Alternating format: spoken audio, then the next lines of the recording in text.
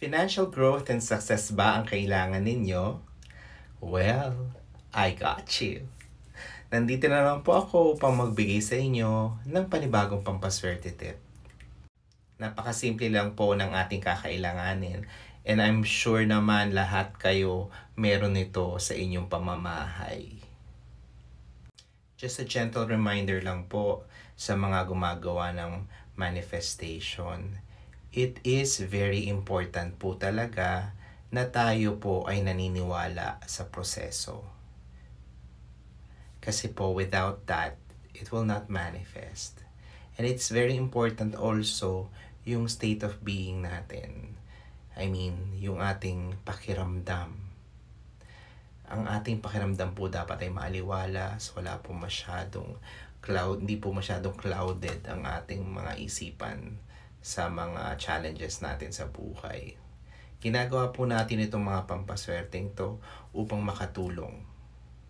Pero kung hindi naman po tayo makikinig, wala pong mangyayari. So, without further ado, let's do this. So, sa isang pirasong papel po, ito po'y dapat ay malinis, wala pong linya. Tayo po ay maguguhit ng square.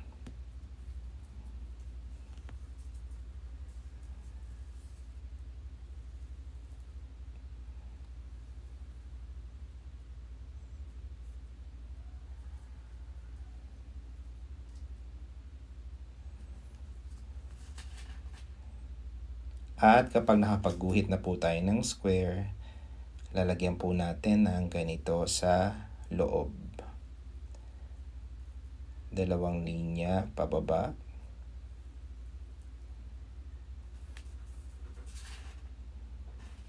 At 2 linya patawid.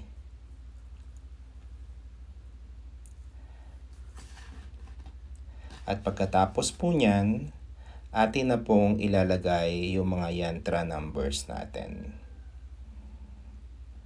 Again, habang ginagawa po natin ito, tayo po ay naniniwala sa proseso.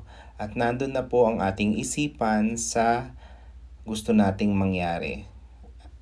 If you want financial abundance, while doing this, you are seeing yourself being abundant. Having this abundance that you need in your life, or financial growth that you need in your life. Then after, we're going to put the numbers. 9, 11, 5, 10, 7, 3, 8, 2, 4. So that's 9, 11, 5, 10, 7, 3, 8, 2, 4.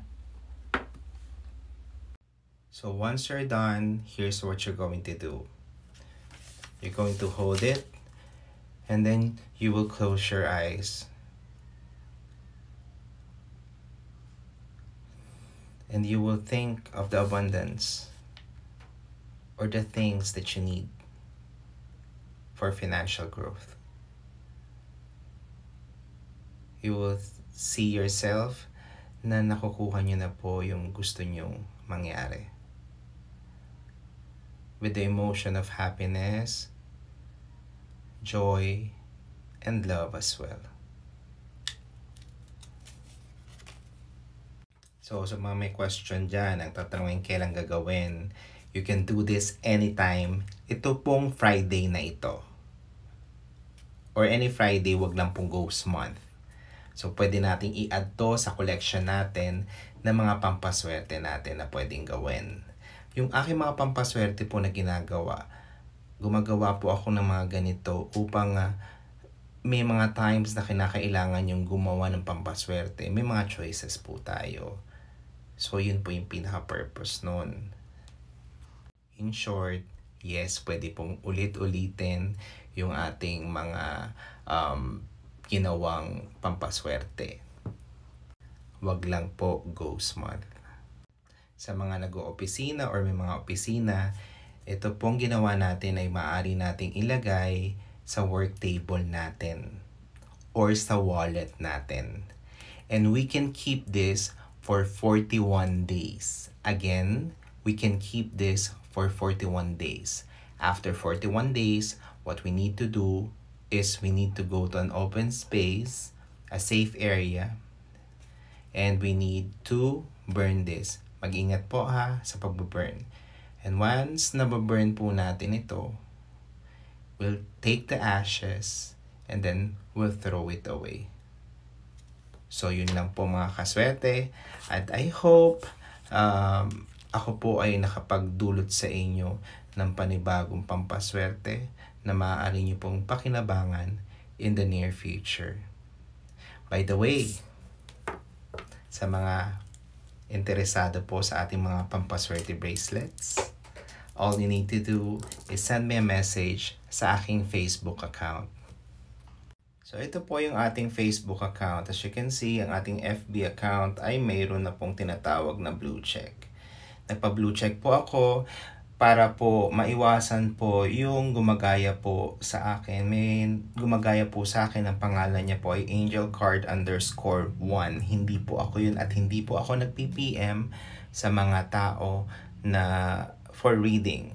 In fact, ang dami ko pong ginagawa, sobrang daming ginagawa ko po ngayon, hindi na po ako nagkakaroon ng time for reading. At maging ito ngang sa TikTok, I think may mga 1,000 na yung taong yon followers.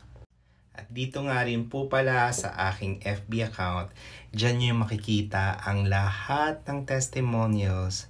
And that includes yung testimonials po ng ating panibagong pampaswerte bracelet, which is the version 4. Lahat po ng aking mga pampaswerte bracelet ay carefully crafted by me. So, meron din po yung tinatawag na ritual. At kapag ikaw ay nakarating sa punto nitong video ko at hanggang ngayon pinapanood mo po, congratulations. Kasi po, meron po akong paggagawa sa inyo dito. And that is, mag-type po kayo sa comment section ng abundance. And then later on, I will collate yung mga names. Kung hindi po yung real name yung nandun sa TikTok ninyo, kahit first name lang po, ilagay ninyo. So, I can include you sa aking manifestation ritual later. And it is very important also to leave a comment here ha.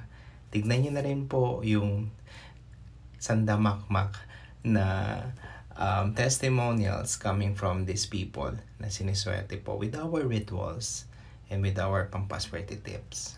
Maraming salamat po sa lahat ng well-wishers ko. Salamat po sa lahat ng supporters ko who has been with me throughout my journey. And we will continue to do this in order to help others. So, if you want to help others, spread the good news. Share nyo ako sa kanila. Okay? So, yun muna mga kaswerte. And hope to see you on my next Pampaswerte live. Malay nyo, mamaya yun. Let us always stay happy with love and gratitude sa ating buhay. Dahil ito po ang mga ingredients na kinakailangan natin emotionally upang tayo po ay magpatuloy at patuloy na swertehin sa ating buhay.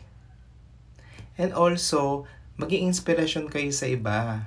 Nag-umpisa ito dahil gusto ko maka-inspire ng iba. Gusto ko makatulong. And eto na po tayo. With 248.3k followers sa TikTok. So maraming salamat po mga kaswerte and see you all soon. Love and light.